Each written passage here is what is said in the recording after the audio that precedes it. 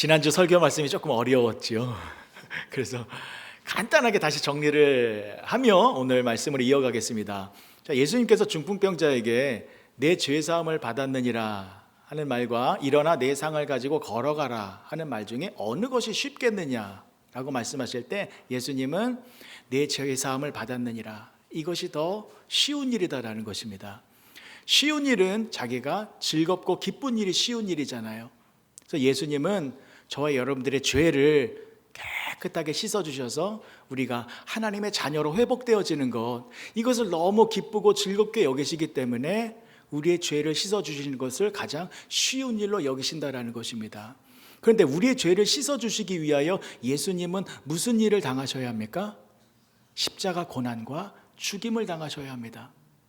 그러나 그 십자가 죽임과 고난이 아무리 힘들고 어려운 일로 보여도 예수님께서는 그 십자가 사건을 통하여 우리가 하나님의 자녀로 회복되어지는 것을 가장 즐거워하시기 때문에 그 일을 쉬운 일로 여기셔서 기꺼이 당신의 목숨을 우리를 위하여 희생하셨다라는 것입니다. 그래서 예수님의 죽음, 그 죽음은 우리를 위한 것이기 때문에 너무나도 소중하고 감사한 것입니다. 오늘은 이 예수님의 죽음에 대해서 조금 더 깊이 살펴보려고 합니다. 과연 그 예수님의 십자가의 죽음이 지금 현재 나에게 어떠한 영향을 미치고 있는 것인가, 이것을 좀 살펴보려고 하는 것입니다.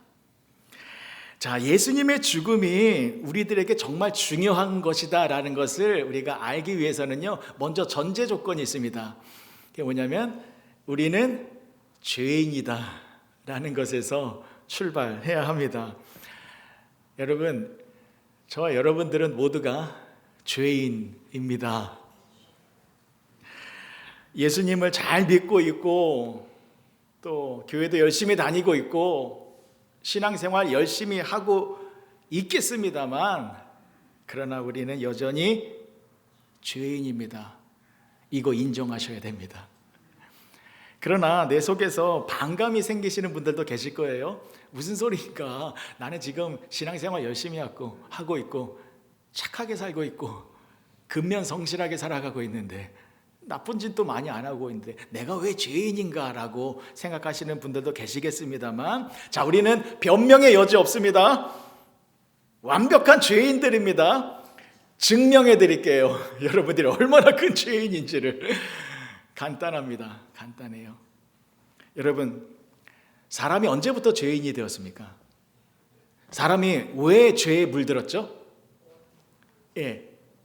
인류의 조상인 아담이 선악과를 먹었기 때문입니다.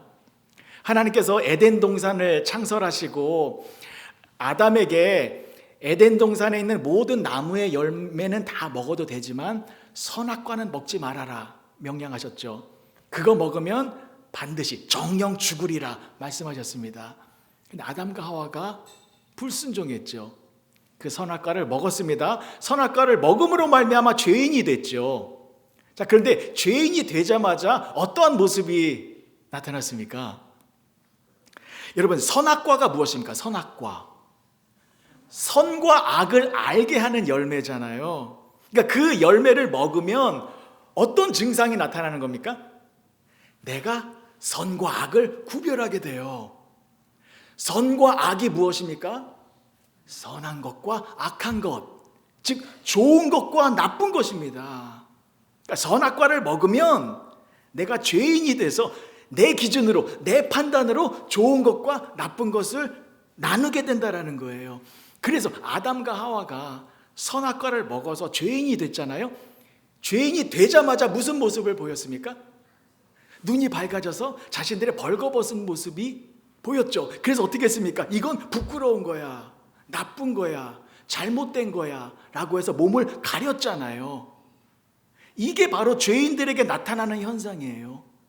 내가 기준이 돼서 좋은 것과 나쁜 것을 구별하고 있는 것. 근데 이 모습이 저와 여러분들 가운데 자연스럽게 나타나고 있지 않습니까? 여러분, 부부싸움은 왜 합니까? 부부싸움. 내가 좋은 것과 나쁜 것을 구별하기 때문입니다. 내 생각에, 내 기준으로 남편이 틀렸어요. 내 생각으로 아내가 잘못하고 있어요. 그래서 미워요. 보고 싶지 않아요. 마음에 안 들어요. 왜 마음에 안 들어요? 내 기준으로 좋은 게 있는데 그것과 다르기 때문입니다. 여러분, 부모님들과 자녀들이 가끔 싸우잖아요. 아니요, 저희 집은 가끔이 아니라 요즘 맨날 싸워요. 왜 싸웁니까? 부모들이 생각하기에 이쪽으로 가는 게 옳은 길인데 자녀들은 다른 길로 가요. 왜 그런지 아세요? 자녀들은 생각이 틀리거든요. 이쪽으로 가는 게 본인 생각에 옳은 걸로 생각하기 때문에 충돌이 일어나는 겁니다. 여러분, 정치인들이 왜 싸웁니까? 내 생각에는 공화당이 옳고 민주당이 틀려요. 이쪽에서는 아니다, 민주당이 옳고 공화당이 잘못하고 있기 때문에 충돌이 일어나는 거죠. 전쟁이 왜 일어납니까? 내 생각에는 민주주의가 옳다라고 생각하고 있는데 저쪽에서는 공산주의가 옳다라고 생각하고 있기 때문입니다. 여러분, 이 세상을 둘러보십시오. 사람들이 다 그렇게 살아가고 있습니다. 내 기준으로, 내 판단으로 좋은 것과 나쁜 것을 구별하기 때문에. 근데 사람들마다 다 기준과 생각이 틀리잖아요. 그러니까 충돌이 일어나는 것이죠. 남들 이야기가 아닙니다.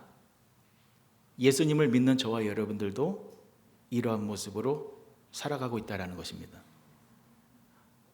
어느 교회에 이런 일이 있었대요. 교회 식당에 무가 많이 들어왔대요. 무. 권사님들이 모이셨죠. 자, 이 무를 가지고 어떻게 할 것인가. 한쪽 그룹에서는 이 무를 가지고 깍두기를 만들자. 다른 한쪽에서는 아니다, 소고기 무국을 만들자. 피 터지게 싸우셨대요. 그리고 갈라섰다라는 겁니다. 여러분, 오늘 크렌셔 장로교에 나오셨습니다. 잘하셨습니다. 감사합니다. 여러분, 여기서 예배 드릴 때 다 좋습니까? 아니죠. 마음에 안 드는 게 보일 거예요. 이 환경들, 시스템들, 교회 행정, 사람들 볼 때 저분은 왜 저러지? 답답하네. 왜 저런 행동을 하시지? 한 목사는 왜 설교를 할 때마다 소리를 지르지? 왜 이러지? 왜 이러지? 분명히 이게 안 보이는 게 눈에 보일 거예요. 근데 그게 정상입니다. 왜요? 우리는 죄인이기 때문에. 내가 선악과를 먹은 죄인이기 때문에 내가 기준이 되어서 좋은 것과 나쁜 것을 늘 구별하며 살고 있습니다. 여러분, 그렇게 살고 계시죠? 그러니까 변명할 수 없습니다. 여러분들은 죄인입니다. 그런데 여러분, 저와 여러분들은 굉장히 신비로운 존재입니다. 우리 죄인 맞아요. 선악과 먹은 죄인의 모습을 늘마다 나타내고 있어요. 근데 우리는 죄를 이기며 살아가는 존재들입니다. 저와 여러분들은요, 이 죄를 정복하며 살 수 있습니다. 그 놀라운 은혜와 능력이 우리 가운데 있어요. 자, 그림으로 설명을 드리겠습니다. 자, 이렇게밖에 그림으로 설명을 드릴 수밖에 없어요. 조금 흉해도 보십시오. 자, 첫 번째 그림입니다. 이것은 우리 겉사람, 육신이에요. 우리 육신이 죄의 권세에 사로잡혀 있죠. 선악과 범죄로 말미암아 우리 육신은 완전히 부패했어요. 썩었어요. 시커먼 죄인이 됐어요. 죄가 있으면 죄인들은 어떻게 됩니까? 지옥불에서 영원한 죽음의 형벌을 받아야만 합니다. 왜요? 생명이 없기 때문에. 우리 사람이 영원한 생명을 얻기 위해서는 생명의 근원 되시는 하나님과 연결되어야 합니다. 근데 하나님은 너무 거룩하신 분이시잖아요. 그래서 죄가 있거나 죄인들에게는 하나님이 함께 하실 수가 없습니다. 그래서 우리가 하나님이 주시는 영원한 생명을 누리기 위해서는 이 죄의 문제가 해결되어져야 돼요. 시커먼 죄가 깨끗하게 사함을 받아야 합니다. 그래서 우리 사람, 인간에게 있어서 가장 중요한 문제, 죄의 문제가 되어져야 한다라는 것입니다. 자, 그런데요, 예수님께서 우리의 모든 죄의 문제들을 깨끗하게 해결하여 주셨습니다. 십자가에서 우리의 모든 죄를 다 짊어지시고 우리를 위하여 대신하여 죽으심으로 말미암아 우리의 죄를 깨끗하게 씻어주셔서 우리를 거룩하고 의로운 사람으로 만들어주셨다라는 것입니다. 그래서 두 번째 그림 보실게요. 이게 우리들의 모습이에요. 예수님을 믿으면 우리는 속사람이 변화되죠. 하나님과 연결되어져서 우리 안에 하나님께서 주시는 영원한 생명이 있게 되어지는 것입니다. 그래서 우리는 죄인이 아니라 의로운 사람으로 거듭난, 그렇게 새로운 피조물이 되어졌다라는 것입니다. 자, 그런데 문제가 무엇일까요? 자, 이 모습이 우리들의 모습인데, 자, 우리는 속사람은 하나님께서 주시는 생명으로 거듭났으나 여전히 우리는 육신을 가지고 있죠. 근데 이 육신이 뭡니까? 죄의 권세에 사로잡힌, 여전히 죄를 짓고 있는 육신의 형질입니다. 그래서 예수님을 믿는 저와 여러분들은요, 선과 악이 공존하고 있는 거죠. 이 육신은 자꾸 죄를 지으려고 해요. 근데 내 마음에 이 속사람은 어떡합니까? 죄를 멀리하고 하나님의 뜻에 순종하고자 하는 이런 거룩함이 있습니다. 그래서 충돌이 일어나는 거죠. 선한 것과 악한 것이 내 안에서 항상 대립각을 세우고 싸움질을 하고 있습니다. 자, 그래서 우리는요, 거룩한 괴로움이 있지요. 그렇죠? 육신은 자꾸 죄를 지어요. 죄 짓는 거 좋아해요. 그런데 내 속사람은 죄를 짓지 않으려고 하는 그런 영적인 팽팽한 영적인 싸움이 있다라는 것입니다. 차라리 예수님을 안 믿었었더라면, 예수님을 몰랐더라면 그냥 육신이 하는 대로 즐겁게 그렇게 즐기면서 살아갈 수 있었을 텐데, 우리는 그게 안 되잖아요. 이제는 그게 안 되잖아요. 우리 안에 하나님의 생명이 있고 예수님의 거룩한 영이 있기 때문에 악을 미워하는 마음이 있잖아요. 죄 짓고 싶지 않은 마음이 있잖아요. 근데 이 선과 악이 지금 힘겨루기 싸움을 하고 있습니다. 자, 그런데 보십시오, 여러분. 사도 바울이 이 거룩한 괴로움의 싸움을 이렇게 표현을 하고 있습니다. 그게 오늘 본문의 말씀이에요. 자, 이 배경을 잘 이해하시고 사도 바울이 한 말을 들어보십시오. 그러므로 내가 한 법을 깨달았노니 곧 선을 행하기 원하는 나에게 악이 함께 있는 것이로다. 내 속사람으로는 하나님의 법을 즐거워하되 내 지체 속에서 한 다른 법이 내 마음의 법과 싸워 내 지체 속에 있는 죄의 법으로 나를 사로잡는 것을 보는도다. 오라, 나는 공고한 사람이로다. 이 사망의 몸에서 누가 나를 건져내랴. 오라, 나는 곤고한 사람이로다. 이 사망의 몸에서 누가 나를 건져내랴. 여러분, 이것은 무슨 부르짖음입니까? 내가 여전히 죄를 짓고 있다는 겁니다. 아니, 나는 예수님을 믿어서 거룩한 사람이 되어졌는데, 나 그래서 이제는 하나님의 법에만 순종하며 살아가고 싶은데, 내가 행하는 모습을 보니 이 육신은 여전히 죄를 짓고 살아가고 있다는 것입니다. 그래서 이 사망의 몸에서 나 좀 건져주십시오라는 부르짖음이잖아요. 나 구원받은 하나님의 자녀인데 나 지금 계속 죄를 짓고 있으니 이 죄의 문제 어떻게 해야 합니까?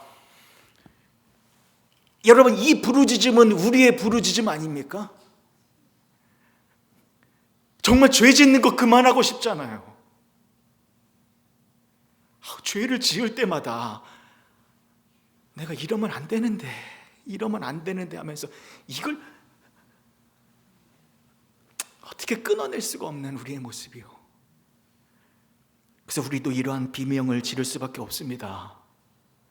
오라, 나는 공고한 사람이로다. 이 사망의 몸에서 누가 나를 건져내랴. 예수님, 내가 예수님을 믿고 있는데도 여전히 죄를 짓고 있습니다. 이 죄의 문제 어떻게 해결해야 합니까? 라고 했을 때에 사도 바울이 해답을 찾았습니다. 그 해답이 바로 25절입니다. 우리 주 예수 그리스도로 말미암아 하나님께 감사하리로다. 그런즉 내 자신이 마음으로는 하나님의 법을, 육신으로는 죄의 법을 섬기노라. 아멘. 자, 내 마음은 하나님의 법을 섬기고 있는데 이 육신은 죄의 법을 섬기고 있습니다. 이것이 충돌하고 있을 때에 이 문제를 어떻게 해결해야 합니까? 라고 했을 때에 사도 바울은 그 해결점을 어디에서 찾은 것입니까? 우리 주 예수 그리스도로 말미암아 하나님께 감사하리로다. 예수님이 해답입니다.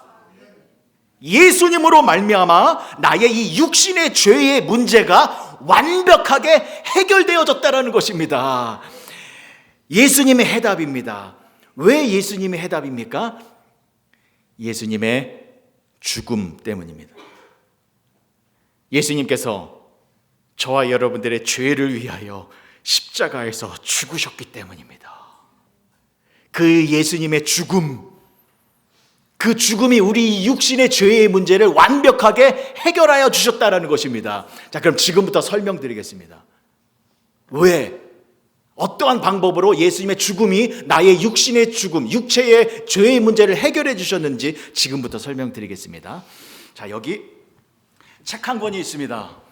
죽음에 대하여라는 책이에요. 프랑스의 유명한 철학자였던 장 켈레비치가 쓴 책입니다. 자, 이 책에서요, 죽음에 대하여 세 가지의 형태를 알려주고 있습니다. 잘 한번 들어보세요. 죽음은 3인칭의 죽음이 있고 또 2인칭의 죽음이 있고 1인칭의 죽음이 있다는 것입니다. 근데 이 각각의 죽음은 그 죽음이 나에게 주는 임팩트, 충격이 다 다르다라는 거예요. 하나씩 살펴볼게요. 첫 번째, 3인칭의 죽음. 이건 무엇이냐면 제 3자의 죽음입니다. 나랑 상관이 없는 사람의 죽음이거든요. 그래서 이 죽음은 나에게 임팩트가 좀 적어요. 예를 들면 아직도 러시아와 우크라이나가 전쟁 중에 있습니다. 다 아시는 것처럼 수만 명의 사람들이 목숨을 잃었습니다. 뉴스와 방송을 보셨다시피 어린아이들도 죽었고 노약자들도 많이 사망했습니다. 근데 그분들의 죽음을 보면서 여러분들 어떤 마음이 드십니까? 가슴이 미어질 정도로 큰 슬픔으로 다가오나요? 그렇지 않죠. 죄송한 말씀입니다만 그냥 덤덤합니다. 왜냐하면 그것은 3인칭의 죽음, 제3자의 죽음이기 때문입니다. 엘리자베스 2세 여왕이 서거했습니다. 영국 사람들은 큰 슬픔에 잠겨 있지만 우리는 그렇게 슬픔의 눈물을 흘릴 정도는 아닙니다. 나와 상관이 없는 3인칭의 죽음, 제3자의 죽음이기 때문입니다. 자, 그런데 2인칭의 죽음이 있습니다. 이것은 나와 밀접한 관계가 있는 사람의 죽음입니다. 이 죽음은 나에게 엄청난 고통을 줍니다.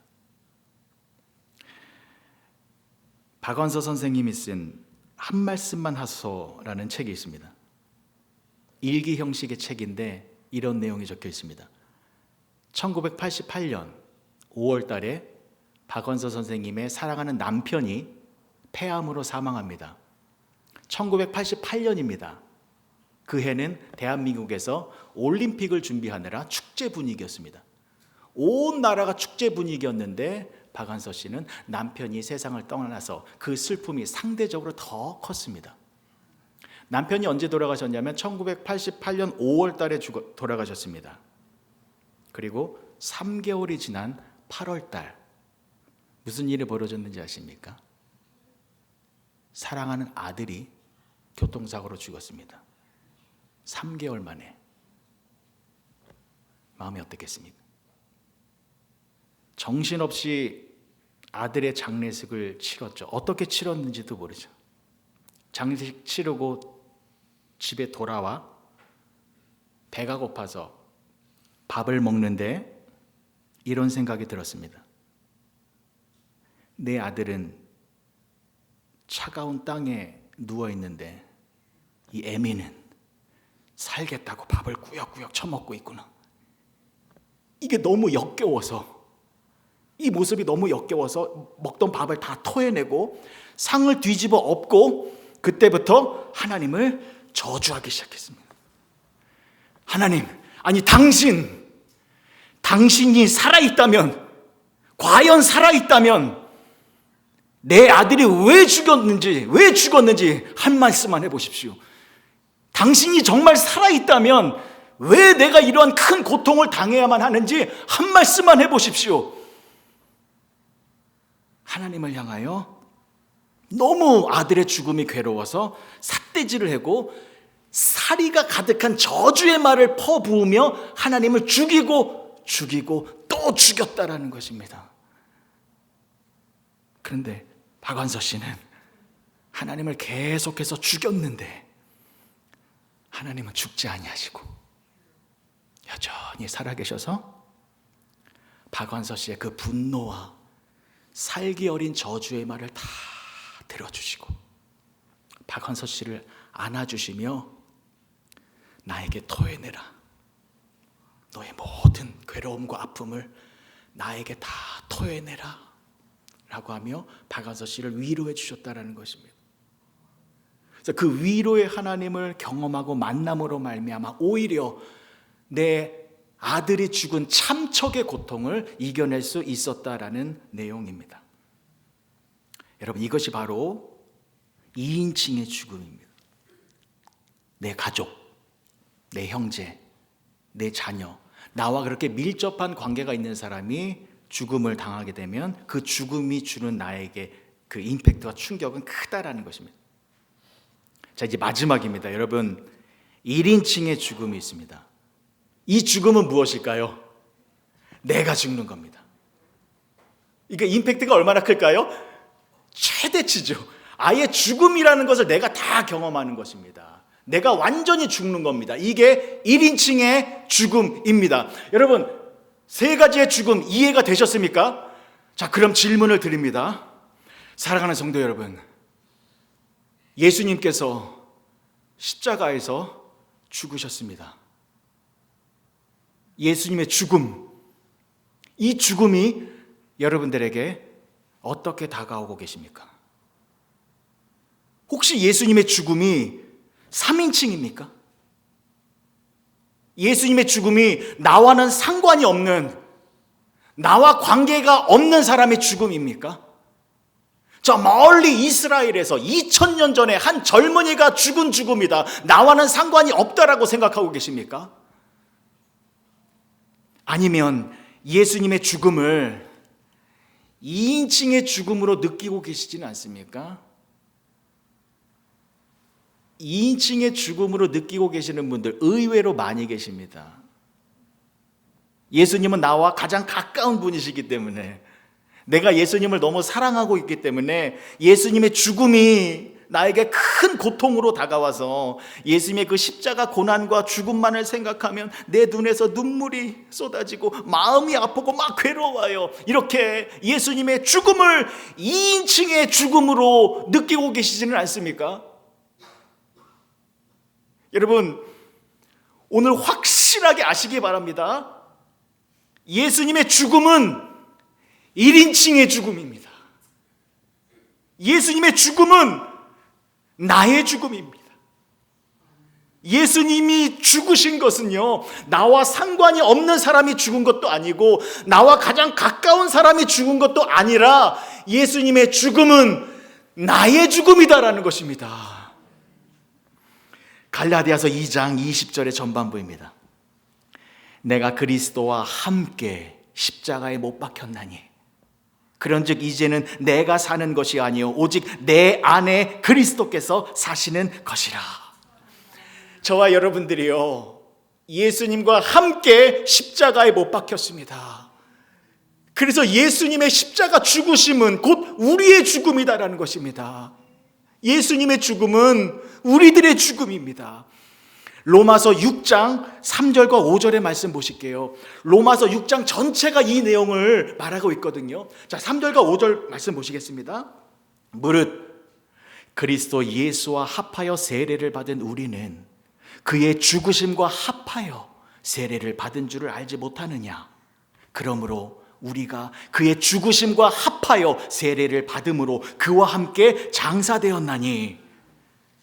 세례를 받은 저와 여러분들은요, 예수님의 죽으심과 합하여졌다라는 것입니다.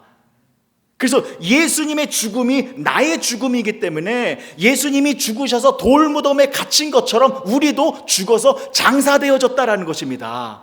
자, 그런데 중요한 말씀이 나와요. 자, 4절 이하를 또 계속 보시겠습니다. 보십시오. 이는 아버지의 영광으로 말미암아 그리스도를 죽은 자 가운데서 살리심과 같이 우리로 또한 새 생명 가운데서 행하게 하려 함이라. 아멘입니다. 예수님의 죽음이 우리의 죽음, 나의 죽음이기 때문에 예수님이 죽음을 이기시고 부활하신 것처럼 우리도 예수님의 죽음이 나의 죽음이기 때문에 이 죽음 가운데에서 새 생명을 얻어 영원한 부활 생명을 누리게 되어졌다라는 것입니다. 그래서요, 5절의 말씀이 이렇게 나옵니다. 보십시오. 만일 우리가 그의 죽으심과 같은 모양으로 연합한 자가 되었으면 또한 그의 부활과 같은 모양으로 연합한 자도 되리라. 아멘이지요. 예수님의 죽음이 나의 죽음이기 때문에 예수님이 죽으셔서 부활하신 것처럼 우리도 동일하게 죽음 이후에 예수님과 함께 부활하게 되어진다라는 것입니다. 여러분, 이게 복음입니다. 이게 하나님께서 주시는 귀한 은혜이다라는 것입니다. 예수님의 죽음이 나의 죽음입니다. 1인칭의 죽음입니다.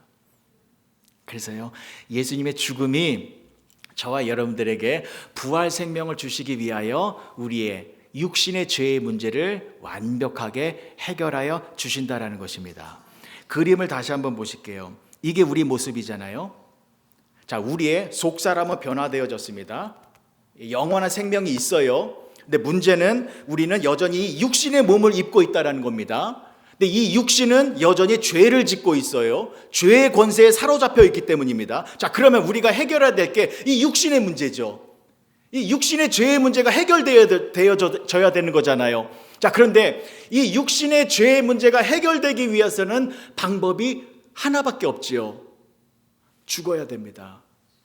죄의 싹은 사망이기 때문에 죄를 범하고 있는 이 육신은 죽어야 그 문제가 해결되어집니다. 그런데 우리가 죽을 수 없잖아요. 육신의 죄의 문제 해결하겠다고 자살하면 안 되는 거지 않습니까? 그래서요, 예수님이 죽으신 것입니다. 우리 육신의 죄의 문제를 다 짊어지시고 십자가에서 죽으신 것입니다. 그리고 그 죽음이 나의 죽음이 되기 때문에 1인칭의 죽음이 되기 때문에 내 육신이 예수님과 함께 죽어져서 육신의 죄의 문제가 깨끗하게 해결되어졌다는 것입니다. 이해가 되시죠?